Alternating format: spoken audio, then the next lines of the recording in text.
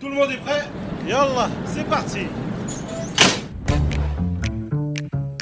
Quand un président d'une fédération embarque ses membres dans un wagon pour un voyage business et rencontre, l'image aurait pu s'arrêter là, mais elle est surtout symbolique. Voilà un nouveau départ ou une APB en mouvement. Le wagon de la Fédération marocaine des technologies de l'information, des télécommunications et de l'offshoring intervient un an après une crise d'image, un an après un nouveau président et donc aux manettes. Comment va l'APB? Qu'est-il prévu et quelles actions?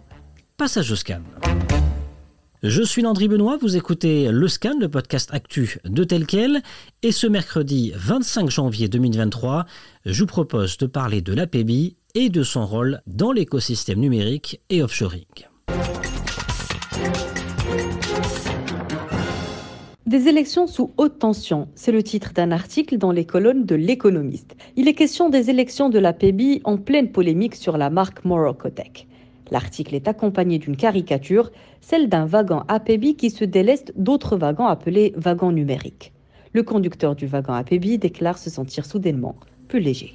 C'était le 26 janvier 2022, près d'un an avant l'opération Wagon de l'APB 2023. Le quotidien L'Économiste décrivait le contexte des élections du futur président de l'APB qui se déroulait alors en pleine polémique sur la marque Morocco-Tech. Assalamu alaikum wa rahmatullahi ta'ala wa barakatuh. It's my great pleasure to welcome you today to the launch of Morocco-Tech. Morocco-Tech, un projet de marque technologique souveraine porté par l'APB, attendu depuis des années et présenté par la ministre de la Transition numérique durant le même mois de janvier 2022. Beau projet, mais entaché par plusieurs critiques. Un nom de domaine réservé par un membre de la fédération pour un projet alors stratégique, étatique, l'absence des opérateurs télécoms lors de la cérémonie de présentation, ou encore l'absence du rôle de l'ADD, l'Agence de développement du digital, dans le document de présentation. Des critiques qui intervenaient après des accusations envers l'ancien président de la fédération, alors en poste et qui s'apprêtait à rendre son tablier. Mehdi Alaoui était accusé notamment de coûts d'intermédiation trop importants par une de ces sociétés bénéficiant de prêts du fonds Innovinvest pour accompagner des entreprises en démarrage et des projets innovants. Un an plus tard, un procès a été remporté par l'ancien président qui accuse de diffamation un média, notamment sur ce dernier point. Mais surtout, un nouveau président a été élu à la tête de l'APB. Il s'agit de Redouane Halaoui, patron d'un cabinet de recrutement et de conseil en IT. Sa première sortie, c'est donc ce wagon de l'APB et tel quel était présent. Bonjour Redouane Halaoui. Bonjour. Vous êtes le nouveau président de l'APB. Vous avez choisi qu'une des premières sorties marquantes de l'APB se ferait dans un train, dans un wagon exactement. Pourquoi ce choix ? C'est notre premier événement. La date de janvier 2023 est très intéressante parce que ça marque le début d'une nouvelle année. Et c'est notre premier événement depuis le début du mandat. Et il était important de montrer que nous étions un mouvement. Et c'est un signe symbolique de ce train en marche et qui se lance, et comme le digital qui est en perpétuelle évolution. Et c'était pour nous très symbolique de montrer cela. Ce wagon APB, c'est aussi le signe d'un nouveau chemin, d'un nouveau départ pour l'APB. Chaque nouveau mandat, c'est toujours le signe d'un nouveau départ. Aujourd'hui, nous mettons en place un concept assez innovant dans lequel les membres sont au service des membres.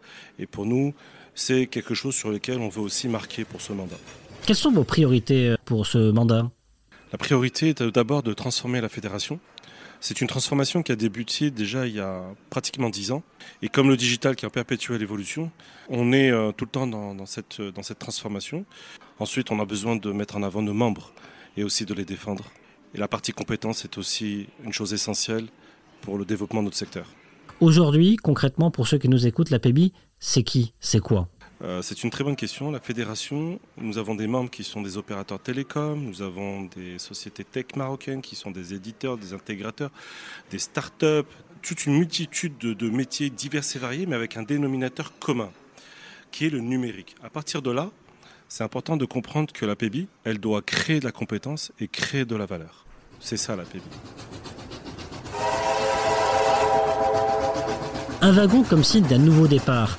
Voilà donc le leitmotiv de ce premier événement organisé le 21 janvier 2023. Parti de Rabat pour Marrakech en passant par Casablanca, l'opération a regroupé de nouveaux et anciens membres de la PBI. Parmi eux, David Nataf, dirigeant d'un centre d'appel spécialisé dans le marketing digital, basé récemment à Oujda. Il nous dit ce qu'il pense de cette opération. Je pense que le concept est très novateur et en tout cas se prête tout à fait aux échanges. On était dans un wagon privatisé et puis il était assez aisé de se déplacer, de pouvoir discuter avec l'ensemble des membres présents, de pouvoir se présenter et d'échanger vraiment facilement. Et à la question de ce qu'il pense de la PBI, voici sa réponse. Nous sommes une société française, nous sommes venus sur le Maroc pour investir et développer une nouvelle branche de notre business. La PBI pour nous est un soutien et vraiment une opportunité d'avancer et de pouvoir se développer, notamment en termes d'échanges, de partenariats et de pouvoir nous aider à passer les différentes étapes des protocoles locaux. Ilham Aigoual est-elle experte en cybersécurité ? Elle nous dit ce qu'elle a pensé de cette initiative. Écoutez, en fait, déjà par rapport à l'initiative, j'ai trouvé le fait de mobiliser en fait des acteurs de l'IT depuis Casa jusqu'à Marrakech une superbe idée. C'est pour ça que je n'ai pas hésité à participer. L'ambiance en fait a été vraiment superbe. Déjà le voyage de Casa à Marrakech m'a permis déjà de de briser la glace, de connaître des membres de la PBI. J'ai été tout de suite embordée par les membres. J'ai fait la connaissance de plusieurs acteurs dans différentes spécialités de l'IT, avec plusieurs opportunités de business en perspective. Autre participante à ce wagon 2023, Linda El-Kadour, consultante en management de projet. Alors ce voyage, ça a commencé par un tête-à-tête avec une jeune femme lumineuse, magnifique, une entrepreneuse qui a fondé un certain nombre de start-up. Et par ailleurs, j'ai pu voir en fait le travail de la PBI, le fait de porter les principales préoccupations de la profession auprès d'autres acteurs. Là, en ce moment, les préoccupations, c'est sur l'humain, les ressources humaines. Ils n'arrivent pas à recruter, ils n'arrivent pas à garder les gens. Il y a trop de turnover, comme on dit.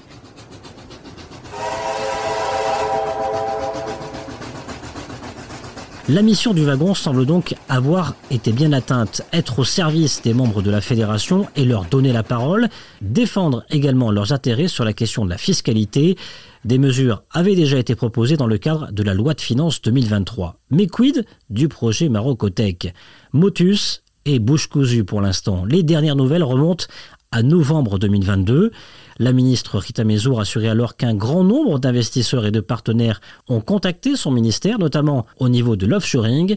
Elle rappelait également que le projet de loi de finances consacrait un budget d'1 milliard de dirhams, en partie grâce au Marocotech pour renforcer la position du Maroc.